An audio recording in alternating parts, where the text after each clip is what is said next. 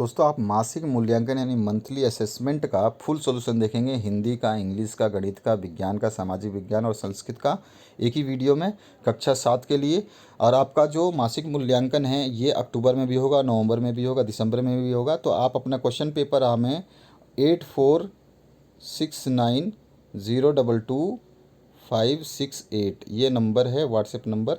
इस पे आप भेजेंगे तो उसका सोल्यूशन आपको बना करके दे दिया जाएगा। आपका क्वेश्चन पेपर का सोल्यूशन इस पे बना के दे दिया जाएगा। आपके एग्ज़ाम के क्वेश्चन पेपर का सोल्यूशन आपको बना के दे दिया जाएगा। आपको टेंशन लेने की ज़रूरत नहीं है, आपकी पूर्ण रूप से हेल्प की जाएगी। ठीक है दोस्तों, तो स्टार्ट करते हैं 7वां जो आपका क्लास है उसके सोल्यूशन की। ठीक है, तो यहाँ पर हिंदी विषय से स्टार्ट करेंगे और सारे विषय देख लेंगे। कंप्लीट विषय का सोल्यूशन मैं आपको बताऊंगा। ये नंबर आपको याद रखना है, इस पर आप अपने क्वेश्चन पेपर को सेंड कर सकते हैं। पहला जो है इस गद्यांश को पढ़ना है और उसके बाद में प्रश्नों के उत्तर देने हैं। तो यहाँ पर जो प्रश्न हैं ये अच्छी पैदावार बढ़ाने के नाम पर चलानी खाद यूरिया सल्फेट का प्रचार किया जाने लगा तो गांव के लोगों ने गोबर खाद की जगह चलानी खाद डालना प्रारंभ कर दिया। इस तरह से ये पूरा पैसेज दिया गया है। इसको पढ़ने के बाद में जब आप पहला क्वेश्चन पढ़ेंगे, धान के खेतों में किसान नीम, सिंधुआर और करम की डालियां क्यों गाड़ते थे। तो यहाँ पर देखेंगे धान के पौधों को कीट पतंगों से बचाने के लिए गांव के लोग नीम, सिंधुआर और करम के पेड़ की डालियां डालते थे। तो यहाँ पर कीट पतंगों से फसलों की रक्षा करने के लिए ये पैसेज में दिया गया है। तो ये हमारा सी ऑप्शन करेक्ट हो जाएगा। दूसरा जो क्वेश्चन है, रसायन शब्द में इक प्रत्यय जोड़ने पर कौन सा शब्द बनेगा। तो रासायनिक बनेगा, लेकिन स्पेलिंग हमें चेक करनी होगी। तो इसकी स्पेलिंग चेक करोगे तो सी ऑप्शन करेक्ट है, जो कि आपको इस पैसेज में भी मिल जाएगा। मैं आपको दिखाता हूँ इस स्पेलिंग को पैसेज में, यहाँ पे देखिए। तो इससे आप मैच कर सकते हैं, ये इसका सही आंसर है। ठीक है, अब आगे बढ़ते हैं नेक्स्ट क्वेश्चन पे। नेक्स्ट जो क्वेश्चन है, निम्नलिखित शब्दों के अर्थ लिखना है आपको। तो अन्य मतलब कोई दूसरा या कोई और। ठीक है, अन्य काम बताइए, दूसरा काम बताइए। अरे अन्य आदमी को बुलाओ, दूसरे आदमी को बुलाओ या किसी और को बुलाओ, ऐसे बोलते हैं। क्रम मतलब सिलसिला होता है, एक क्रम होता है पर्टिकुलर कि ये इस तरह से चलना है। तो सिलसिला कैसा सिलसिला है वो हम बताते हैं। तो क्रम हो गया। अन्न मतलब अनाज होता है, ये तो आपको सभी को पता है, अन्न का दाना, अनाज का दाना। और कर्म मतलब काम होता है, ये तो आपको सभी को पता होगा।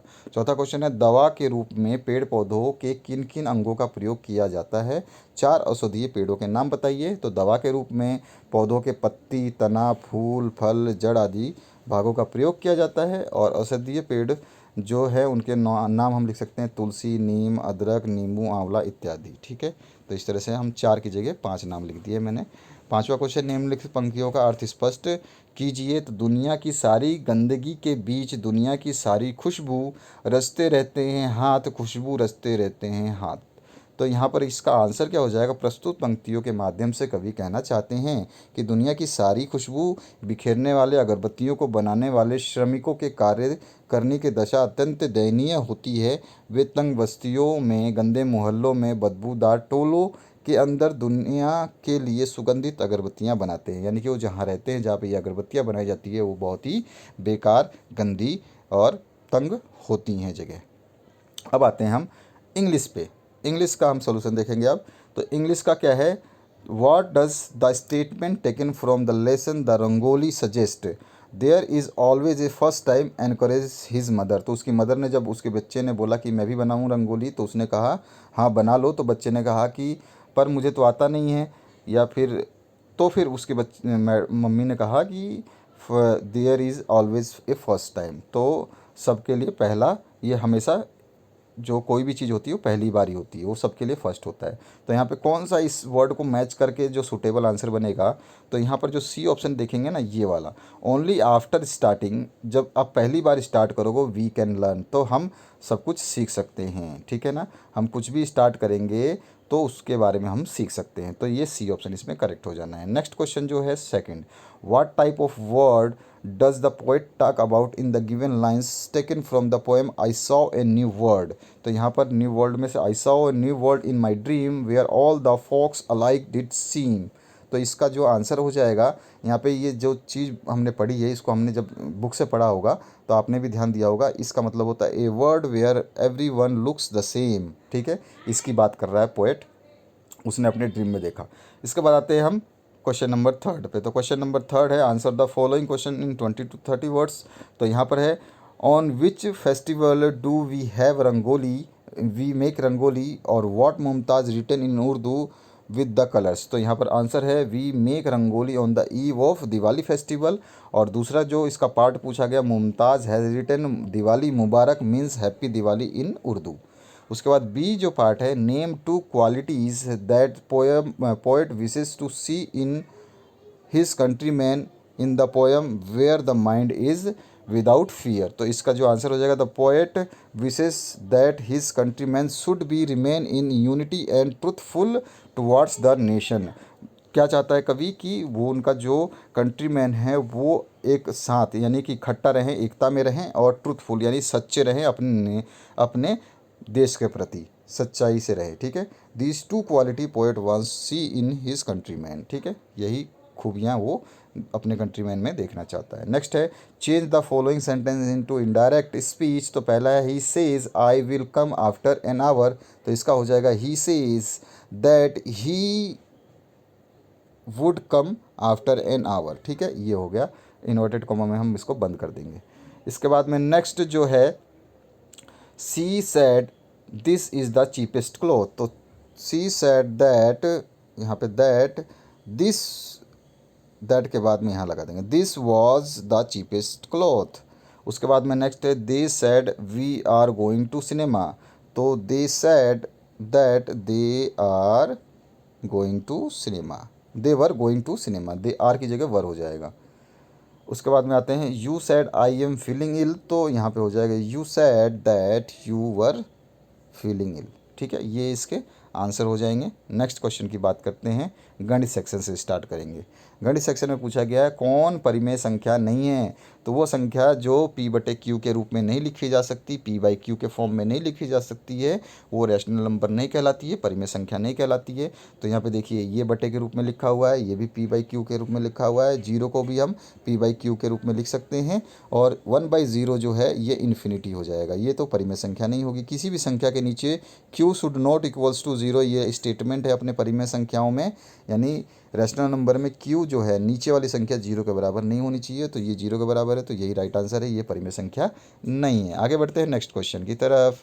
तो नेक्स्ट क्वेश्चन में पूछा गया आपसे 3/-12 संख्या रेखा पर कहाँ स्थित है। तो यहाँ पर जो ये रेखा बनाई गई है, इसको थोड़ा बड़ा बना देता हूँ। ये 0 है, 0 के बाद 1 पे n है, 1 है, जो ये n है, 1 है यहाँ पे। फिर आपका m जो है ये 2 पे है, यहाँ पे इस 2 है, यहाँ पे l है जो 3 है। ठीक है, इस तरह से। और ये सब के सब जो 1 है ये माइनस में है, इधर ये माइनस में है, ये माइनस में है। और 0 से p जो है ये प्लस का होता है, आपको पता है। q जो है 2 हो जाएगा, और r जो है ये 3 हो जाएगा। तो इस तरह से आपकी संख्या रेखा। अब देखिए पढ़ के कि 3/-12 यूज़ करना है हमें। तो माइनस है तो -3/12 यूज़ हमें करना है, -3/12 हमें लिखना है। तो -3/12 किधर आएगा, तो इस साइड में आएगा, यानी कि क्यू ओ से n की तरफ। लेकिन किधर आएगा, तो ये देखते हैं। तो n पर 1 है, -1। तो हम लिख सकते हैं, अगर हम संख्या रेखा पे निरूपित करें, देखो अब ध्यान देना इस बात को, ये बहुत अच्छी चीज़ बता रहा हूँ आपको। यहाँ पे मान लीजिए 0 है, सपोज करिए, इधर की लाइन बहुत बड़ी है, भूल जाइए, ये 0 के बाद में माइनस में जाएंगे तो -1/1 बटे माइनस, यहाँ पे -3/12 को हमें शो करना है। ठीक है ना, यही क्वेश्चन में है। -1/12 लिखेंगे, फिर -2/12 लिखेंगे, फिर -3/12 लिखेंगे, फिर -4/12 लिखेंगे। ऐसे लिखते लिखते जाएंगे तो -12/12 भी लिखेंगे एक जगह जाके लास्ट में। 5, 6, 7, -5/12, -6/12, -7/12, -8/12, -9/12, -10/12, -11/12, -12/12 लिखेंगे। जहाँ पे -12/12 लिखेंगे, 12 से 12 कैंसिल हो जाएगा और ये -1 बन जाएगा। तो n की जगह क्या है, -1। ये समझ में आ गया आपको। मैंने बताया था कि -1 पे n है, -2 पे m है, -3 पे l है। तो 0 और -1 के, अब ये देखिए कि ये जो है -3/12 ये कहाँ आ रहा है, तो -1 और 0 के बीच में आ रहा है, यानी कि n और 0 के बीच में आ रहा है। तो यहाँ पर जो सी ऑप्शन है ये करेक्ट हो जाएगा, n और 0 के बीच आएगा -3/12। इसका वीडियो मैंने अलग से बना रखा है, आप उसको देख सकते हैं। इसके बाद में है -21/36 को मानक रूप में लिखना है। मानक रूप का मतलब इसको काट देना है, तो ये 3 की पहाड़े में कट जाएगा, 3 7 21 और ये 12, 12 3 36। ठीक है, तो -7/12 जो है इसका आंसर हो जाएगा। इसके बाद में 3/15 में से 5/12 को घटाना है, तो 3/15 में से माइनस करना है 5/12 को। तो चलिए स्टार्ट करते हैं इसको। इसको सॉल्यूशन करना। तो सबसे पहले हम इसको लिख लेंगे संख्या को और सीधे सीधे फिर इसका एलसीएम लेंगे, दोनों का एलसीएम लघुत्तम समावर्त्य, तो ये आएगा 60। 60 को 15 से डिवाइड करेंगे तो आएगा 4 और 60 को 12 से डिवाइड करेंगे तो आएगा 5। ठीक है, तो 3 ऊपर है तो 3 इससे मल्टीप्लाई हो जाएगा और यहाँ पे 5 है, माइनस का है तो माइनस से ही रहेगा और यहाँ पे 5 से मल्टीप्लाई हो जाएगा। तो ये तो आपको एलसीएम आता ही होगा, ईजी है। अब इनको गुणा कर लेंगे तो ये हो जाएगा -12 और ये हो जाएगा -25। ठीक है, तो माइनस माइनस जुड़ जाते हैं, एक जैसी संख्याएं माइनस में हो तो आपस में जुड़ जाती हैं। अभी हमने एक सॉल्व किया था तो यहाँ पे -12 और -25 कितना हो जाता है, -37। ठीक है, तो -37/60 जो है इसका आंसर आ जाएगा। ये इसका सॉल्यूशन हो गया। आगे बढ़ते हैं। -1/3 में से 1/3 के, तो यहाँ पे गलत है, में से नहीं आएगा। ठीक है, -1/3 और 1/3 के बीच दो परिमेय संख्या ज्ञात करनी है। तो देखिए दोनों का ऊपर वाला जो अंश है वो दोनों एक जैसा है और प्लस में क्या है कि जब हम इसको संख्या रेखा पर निरूपित करेंगे तो 0 आ जाएगा और यहाँ पे -1/3 आ जाएगा और इधर प्लस का 1/3 आ जाएगा। तो इसके बीच में संख्याएं नहीं पता चल रही है तो हम इन संख्याओं को थोड़ा बड़ा बना लेंगे, इनके अंश को बड़ा बना लेंगे। तो बड़ा बनाने के लिए क्या करेंगे, गुणा कर देंगे इसको 2 से, पहली वाली संख्या को, और दूसरी वाली संख्या है उसको भी गुणा कर देंगे 2 से, ऊपर नीचे। ठीक है, दोनों में बराबर से गुणा करेंगे तो कोई फ़र्क नहीं पड़ेगा। 2 की जगह आप 3 से भी कर सकते हैं, 4 से भी कर सकते हैं, ऊपर नीचे 5 से भी कर सकते हैं, आपकी मर्जी है जितनी बड़ी संख्या से कर सकते हैं, लेकिन ऊपर नीचे दोनों में सेम करेंगे। दोनों संख्याओं को एक ही जगह एक ही चीज़ से मल्टीप्लाई करेगा। अगर इसको 3 से कर रहे हैं तो इसको भी 3 से करेंगे, इसको 4 से कर रहे हैं तो इसको भी 4 से करेंगे, अगर इसको 2 से मैंने यहाँ किया है तो इसको भी 2 से किया है। ठीक है, तो ये चीज़ें सेम रहेंगी। अब इसको मल्टीप्लाई करने के बाद हमारे पास नई संख्या आ जाएगी -2/6 और दूसरी संख्या आ जाएगी 2/6। तो -2/6 के बाद में -1/6 आता है, उसके बाद 0/6 आता है, फिर 1/6 आता है, फिर 2/6 आता है। ठीक है ना, तो इसके बीच में संख्याएं कौन कौन सी हो गई, तो ये तीनों संख्याएं हो गई हमारी। कौन कौन सी, तीनों संख्याएं, ये वाली तीनों संख्याएं जो है इसके बीच की आती हैं। -2/6 यानी -2/6 होता क्या है, -2/6 को हमने क्या कैसे लिखा है, -2/6 को काट दीजिए तो 2 एकम 2 और 2 3 6, तो -1/3 आ गया ये। और इसी तरह से 2/6 को काटेंगे तो 2 एकम 2 और 2 3 6, तो 1/3 आ गया ये वाला। तो हम दोनों के बीच में ये संख्याएं आ गई। ठीक है, तो -1/6, 0/6 और 1/6 जो है हम ये लिख सकते हैं कि ये संख्याएं बीच की संख्याएं होंगी। ठीक है, ये मैंने लिख दिया है यहाँ पे, आप देख सकते हैं। ठीक है, ये देखिए यहाँ पे लिखा है -1/6, 0/6 और 1/6 बीच की परिमेय संख्याएं होंगी। ठीक है, ये इस तरह से आप निकालेंगे। इसके लिए वीडियो लेक्चर मैंने बना रखा है, आप 8th क्लास का वीडियो लेक्चर जो है NCERT class 8th chapter number 1 परिमेय संख्या इरेशनल नंबर देख सकते हैं। ठीक है, उसमें आपको सब कुछ कंप्लीट मिलेगा। अब विज्ञान सेक्शन पे आते हैं। विज्ञान में सभी जीवों को जीवित रहने के लिए सांस लेना अनिवार्य है। निम्नलिखित में से कौन मानव का प्रमुख श्वसन अंग है, तो फेफड़ा जो है मनुष्य का क्या है कि श्वसन अंग है, बाकी हृदय, गलफड़ा और श्वसन रंध्र जो है ये इसमें यूज़ नहीं होते। अगला है रासायनिक परिवर्तन में नए पदार्थ का निर्माण होता है। आप जानते हैं कि रासायनिक क्रिया जब भी होगी तो कोई नया पदार्थ तो बनेगा, लेकिन नीचे दिए गए विकल्पों में हानिकारक रासायनिक परिवर्तन का चयन करना है। तो देखिए भोजन का पचना भी रासायनिक प्रक्रिया है और सही प्रक्रिया है, हानिकारक नहीं है। प्रकाश संश्लेषण पौधों के लिए ज़रूरी है, फलों का पकना भी फलों के लिए भी ज़रूरी है और इंसानों के लिए भी ज़रूरी है। तो ये सारी की सारी सही प्रक्रिया है, हानिकारक नहीं है। जंग लगना हानिकारक रासायनिक प्रक्रिया है जो कि वायु और जो है ऊष्मा आपके पानी की वजह से लगती है। ठीक है, अब आते हैं तीसरे क्वेश्चन पे। एक कार की चाल 60 किलोमीटर प्रति घंटा है, यानी कि एक कोई कार है जो 60 किलोमीटर 1 घंटे में जाएगी और एक बस जो है 80 किलोमीटर 1 घंटे में जाएगी। उसी घंटे में देखिए 1 घंटा दोनों का सेम है लेकिन स्पीड अलग अलग है, एक 60 किलोमीटर जाएगी, एक 80 किलोमीटर। तो किसी स्थान पर शीघ्र पहुंचने के लिए, शीघ्र जाना है, जल्दी जाना है तो 80 वाला ही पकड़ना पड़ेगा। तो आप किस वाहन का चयन करेंगे, कारण बताइए। तो हम जो है बस का चयन करेंगे क्योंकि बस की चाल यानी कि गति जो है वो अधिक है किससे, कार से। आंसर हो गया कंप्लीट। आगे बढ़ते हैं नेक्स्ट क्वेश्चन पे। ऊन प्राप्त करने के लिए भेड़ों के बालों की कटाई गर्मी के मौसम में क्यों की जाती है, कारण बताना है। तो सामान्यतः भेड़ों के बालों को कटाई गर्मी के मौसम में की जाती है ताकि भेड़ों पर बालों के सुरक्षात्मक आवरण के ना होने पर उन्हें मौसम की वजह से कोई तकलीफ ना हो पाए। गर्मी में कोई दिक्कत नहीं होती है, सर्दियों में तो मर जाएंगे वो। 15वां क्वेश्चन जो है इसकी सॉरी 5वां क्वेश्चन जो है भौतिक एवं रासायनिक परिवर्तन के अंतर को उदाहरण सहित समझाना है। तो सबसे पहला है भौतिक परिवर्तन, दूसरा है रासायनिक। भौतिक परिवर्तन में कोई नया पदार्थ नहीं बनता। रासायनिक परिवर्तन में अभी हमने ऊपर देखा कि रासायनिक परिवर्तन जैसे ही होता है नया पदार्थ बनता है। पदार्थ के अणुओं की संरचना में कोई परिवर्तन नहीं होता, यहाँ पदार्थ के अणुओं की संरचना में परिवर्तन होता है। इसमें पूर्व प्राप्त पदार्थ को प्राप्त किया जा सकता है, इसमें पूर्व वाला पदार्थ जो है प्राप्त नहीं किया जा सकता। उदाहरण में मोम पिघलना, नमक का पानी में घुलना, और यहाँ पर है लकड़ी का जलना और दूध से दही बनना, ये उदाहरण भी हो गए। तो ये इसका आंसर हो गया। अब आते हैं सामाजिक विज्ञान पे। पहला क्वेश्चन है नीचे दिए गए तुगलक वंश से संबंधित सुधार कार्य नीचे दिए गए हैं, आपको इनमें से सुधार कार्य के आधार पर सही विकल्प का चयन करना है। तो देखिए तुगलक वंश में जो आपका सुधार किया था, सिंचाई हेतु नहर का निर्माण कराया गया था। उसके बाद में बाजार नियंत्रण की संबंधी सुधार प्रणाली की गई थी। सांकेतिक मुद्रा जारी किए गए थे और दोआब के में कर वृद्धि किया गया था। ठीक है, तो ये सब जबकि दोआब को करा गया था तो अकाल पड़ गया था, लेकिन किया गया था। तो ये जो आपका बी ऑप्शन है ये करेक्ट है। अब आते बढ़ते हैं नेक्स्ट क्वेश्चन पे। परिच्छेद जो है 26 जनवरी 2001 को गुजरात के भुज शहर में अधिक तीव्रता वाला भूकंप आया था। आज भी वहाँ पर आप जब जाएंगे भुज में, मैं विज़िट कर चुका हूँ, तो वहाँ पर आप देखेंगे कि वहाँ पे जितनी बिल्डिंग है पुरानी वाली उन सभी पे क्रैक्स आज भी पड़े हुए हैं, दरारें आज भी पड़ी है। कहो काफ़ी बड़ा भूकंप था।